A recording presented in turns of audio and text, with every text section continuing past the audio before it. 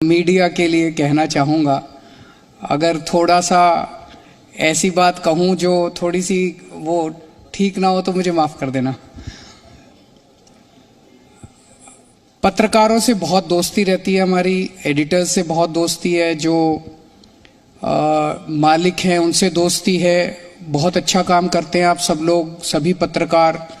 कई बार बड़ी कठिन परिस्थितियों के अंदर आप लोगों को काम करना पड़ता है, लेकिन कभी कभी ये देखने को मिलता है कि चूंकि आप सब लोग तो बहुत बड़े बड़े लोगों के बीच में घूमते हैं कि कभी कभी ऐसा लगता है जैसे आम आदमी की आवाज से हम लोग आम आदमी के मसलों से कट जाते हैं और पार्टियां क्या कह रही हैं, नेता क्या कह रहे हैं, उसमें उलझ के रह जाते हैं। तो जैसे कई बार मैं इंटरव्यू देता हूं, मैं किसी जी की बात नहीं कर रहा, मैं एक जनरल मीडिया की बात कर रहा हूं। तो इंटरव्यू में पूछते हैं कि केजरीवाल जी, भाजपा ने आपके ऊपर ये आरोप लगाया, आपको इस पे क्या कहना है?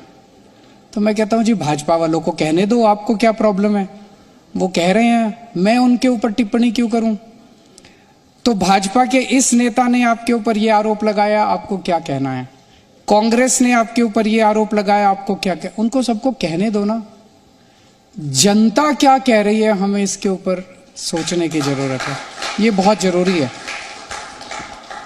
अभी पंजाब चुनाव के दौरान मुझे याद है, एक दिन पंजाब चुनाव के दौरान आपने देखा होगा, मैं और भगवंत मान जी एक साथ इंटरव्यू दिया करते थे टीवी चैनलों को। हम दोनों बैठते थे, उनके एंकर बैठते थे, हम दोनों से प्रश्न किया करते थे। एक दिन मैंने और भगवंत ने डिसाइड किया कि हम दूसरी पार्टियों का कोई भी आरोप अगर पूछा जाएगा तो हम जवाब नहीं देंगे।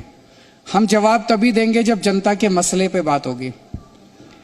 तो इंटरव्यू शुरू हुआ, उन्होंने पूछा जी आपके ऊपर कांग्रेस ये आरोप लगा रही है। हमने कहा जी हमें कुछ नहीं कहना, कांग्रेस को लगाने दीजिए आरोप। चन्नी साहब ये आरोप लगा रहे हैं, आपको क्या कहना? हमने कहा जी हमें चन्नी साहब के आरोप का कोई जवाब नहीं देना। बीजेपी वाले आपके ऊपर ये आरोप लगा रहे हैं फलाना। तो हमने कहा जी हम जनता के मुद्दों पे बात करेंगे, जनता को कोई मुद्दा हो तो बताओ। एंकर सारे चुप हो गए, जनता का मुद्दा ही नहीं पता था। फिर हमने कहा कि हम आपको बताते हैं जनता के क्या मुद्दे हैं। हर आदमी चाहता है मेरे बच्चों को अच्छी शिक्षा मिले। तो क्या आप मानते हो पंजाब में स्कूलों की हालत खराब है? तो वो बोले हाँ जी खराब है। तो हमने कहा जी हमसे पूछो स्कूल कैसे ठीक होते हैं। क्या आप मानते हो अस्पतालों की हालत खराब है? बोले हाँ जी खराब है। मैंने कहा हमसे पूछो अस्पताल ठीक कैसे किए जाते हैं। जनता के मुद्दे कई बार हम भूल जाते हैं और बयान प्रतिबयान तर्क कुतर्क, इसी के अंदर पूरी राजनीति और पूरा हमारा मीडिया स्पेस घूमता रहता है।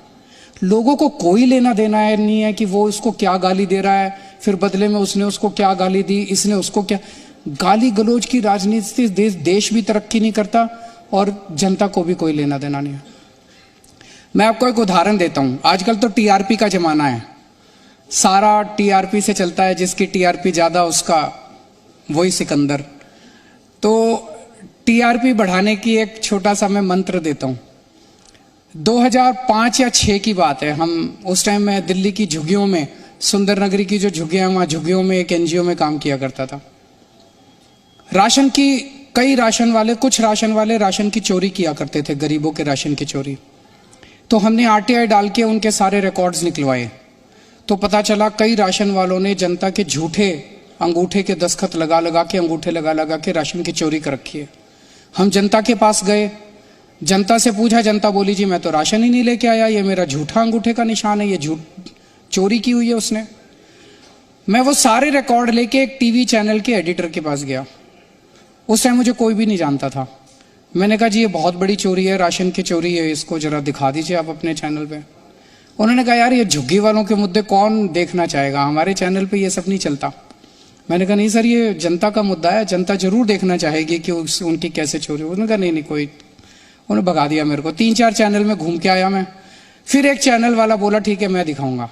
तो हमने उनको सारे डॉक्यूमेंट्स भी दिए और कुछ ट्रक जो हैं उनकी चोरी, वो हमें पता था कितने बजे ट्रक निकलता है, कहाँ चोरी होती है, वो भी बताया। उन्होंने उसका पीछा किया और वो सारा रंगे हाथों पकड़ा उस चैनल ने।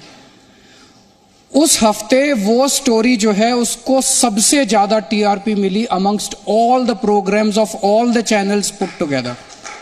फिर मैं उनसे मिलने के लिए गया, मैंने कहा सर मैं आपको कह रहा था कि जनता के मुद्दों को टीआरपी मिलती है, जनता को जो मुद्दे इस टाइम तकलीफ दे रहे हैं उनको टीआरपी मिलती है। मुझे याद है एक बार अब्दुल कलाम आजाद साहब का भाषण सुन रहा था मैं, उन्होंने कहा कि इतनी ज्यादा अपने यहां मीडिया में नेगेटिव खबरें दिखाई जाती है, हमें कई बार लगता है कि नेगेटिव खबरों की बहुत ज्यादा टीआरपी होती है। वो बोले मैं इजराइल गया, उस वक्त इजराइल और पैलेस्टीन का युद्ध चरम सीमा पे था, वो अपनी बात बता रहे थे जब वो गए, और बोले इजराइल का जो सबसे बड़ा अखबार है, उस दिन मैंने उठा के देखा उस सबसे बड़े अखबार की, सब जो टॉप अखबार है उसकी जो फ्रंट पेज पे टॉप लीडिंग स्टोरी थी, वो ये स्टोरी थी कि रेन वाटर हार्वेस्टिंग से किस तरह से फसलों को अच्छा उगाया जा सकता है, यील्ड बढ़ाई जा सकती है। वो पैलेस्टीन और इजराइल के युद्ध के बारे में नहीं थी। तो मुझे लगता है कि पॉजिटिव स्टोरी दिखाना, सही स्टोरी दिखाना, जनता के मुद्दों की बात करना, इसमें टीआरपी भी है और इसमें देश की भलाई भी है। अब दिल्ली के अंदर हमने स्कूल इतने अच्छे कर दिए, पर चैनल्स को लगता है कि स्कूल दिखाने से टीआरपी नहीं आएगी, कोई नहीं दिखाता हमारे स्कूल, हम कहते रहते हैं स्कूल अच्छे कर दिए, जनता भी कहती है स्कूल अच्छे कर दिए, केजरीवाल ने अच्छे कर दिए, जनता ने वोट भी दिए स्कूलों पे, लेकिन ऐसे लगता है जैसे इस पे टीआरपी नहीं है। अस्पताल अच्छे कर दिए, इस पे टीआरपी नहीं है, दवाइयां दे रहे हैं, इस पे टीआरपी नहीं है। एक बार दिखा के तो देखो, दिल्ली के स्कूलों को दिखा के देखो, दिल्ली के अस्पतालों को दिखा के देखो, मैं आपको गारंटी दे रहा हूं आपको टीआरपी मिलेगी।